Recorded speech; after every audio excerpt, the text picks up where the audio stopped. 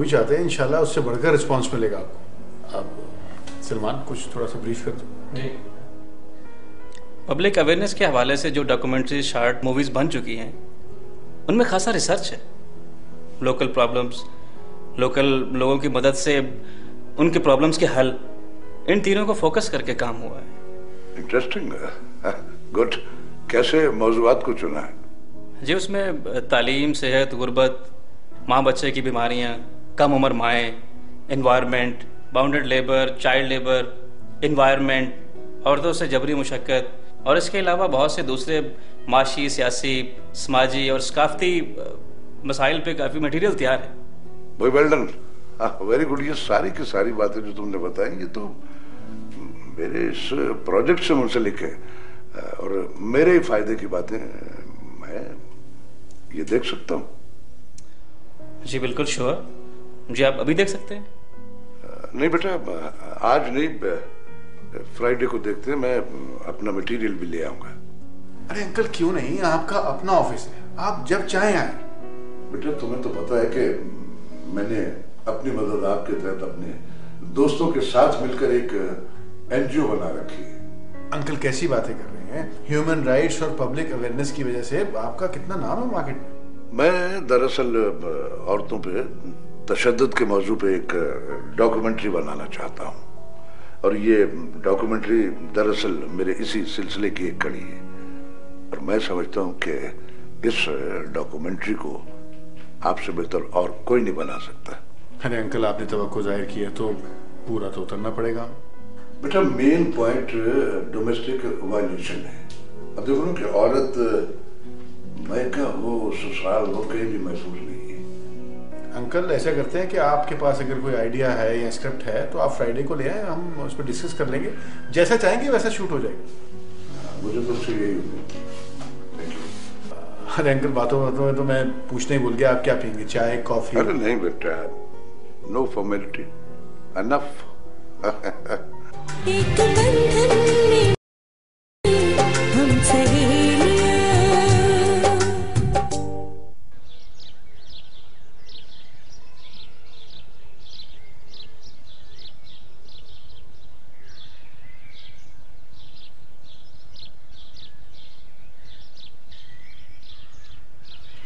किस ज़माने की बातें कर रहे हो?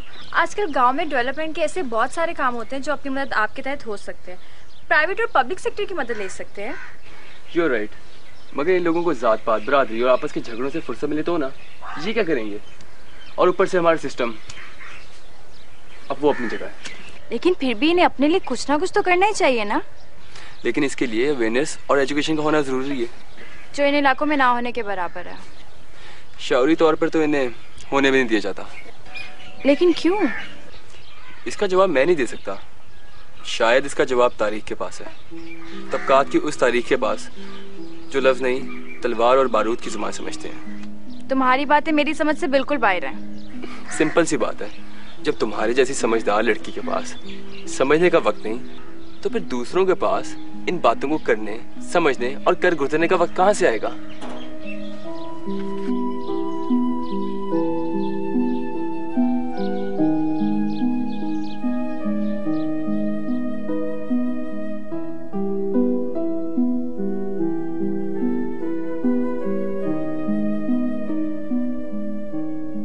थोड़ा रेस्ट कर लेते तो। बिल्कुल नहीं काशान भाई, बल्कि मैं तो कहती हूँ इनकी नाइट ड्यूटी लगाएं ताकि मैं रात को सुकून से सो सकूं। सुकून से सो सकूं? ये दुआ है ना कभी हो हम जुदा।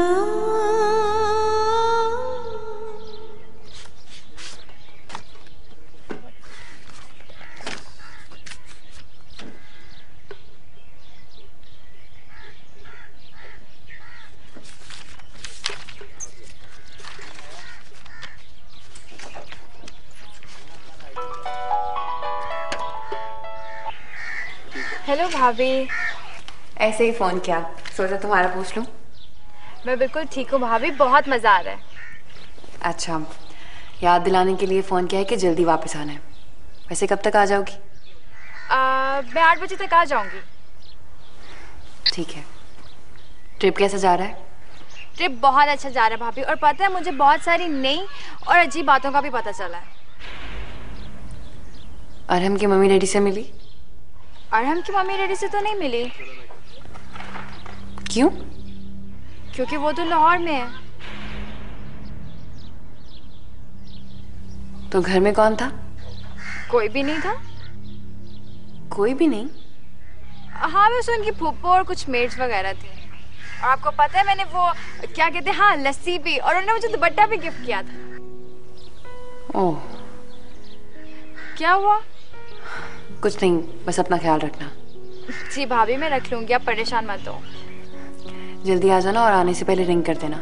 ये कोई कहने की बात है, मैं कर दूंगी। ओके, ठीक है। किसका फोन था?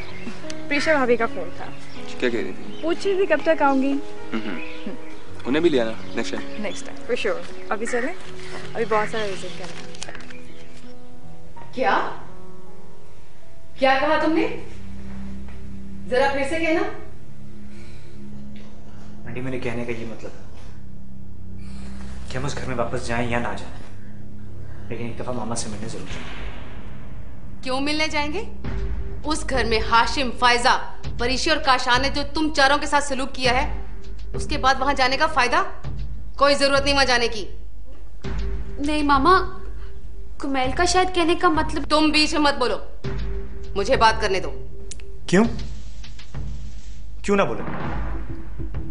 हम वहां जरूर जाएंगे मामा की इयादत करने। और हुरैन मेरी बेटी है, ये उस घर में नहीं जाएगी।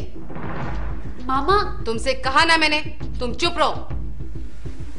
ये वहां जरूर जाएगी। ये मेरी बेटी है, ये उस घर में अब नहीं जाएगी। ये मेरी बीवी है, मैं देखता हूं कौन रोकता है इसे। आंटी बात तो सुने। मैं तुमसे बात नहीं कर रही हूँ। आंटी आप बात को समझने की कोशिश तो करें। क्या समझने की कोशिश करूं? हुरैन को मजीद जलील होने के लिए वहां भेज दूं? मैंने कह दिया ना, हुरैन अब ससुराल कभी नहीं जाएगी। लेकिन मामा प्लीज, मामा।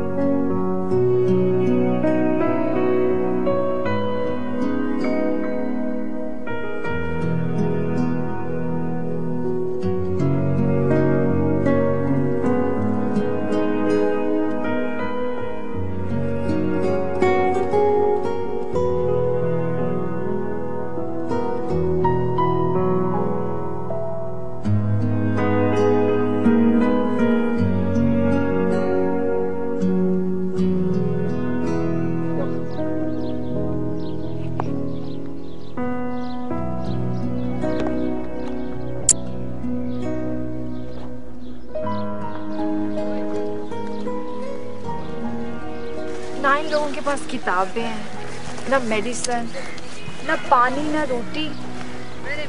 वक्त से पहले बुढ़े होने वाले लोग, कम उम्र माए, कई कई बच्चे, इन सबको तो देखकर लगता है ये स्टोन एज है।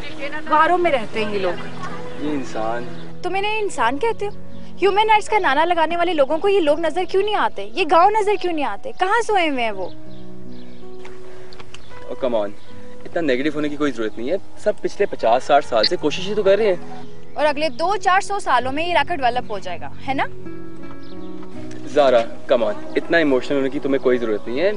यहाँ के लोग इस तरह की बातें बिल्कुल नहीं सोचते। लेकिन इन्हें सोचना चाहिए, इन्हें मिलकर अपने मसाइल का हल ढूंढना चाहिए। इतने सरकारी डिपार्टमेंट्स हैं, एनजीओज हैं, उनसे मदद ले सकते हैं। ख्वाब देखने और ताबीर पाने में जो फासला है ना, ये लोग कभी उन्हें तय नहीं कर सकते और ना ही हम लोग उसकी इजाजत देंगे। हम I mean elite class, right? Let's move. एक बंधन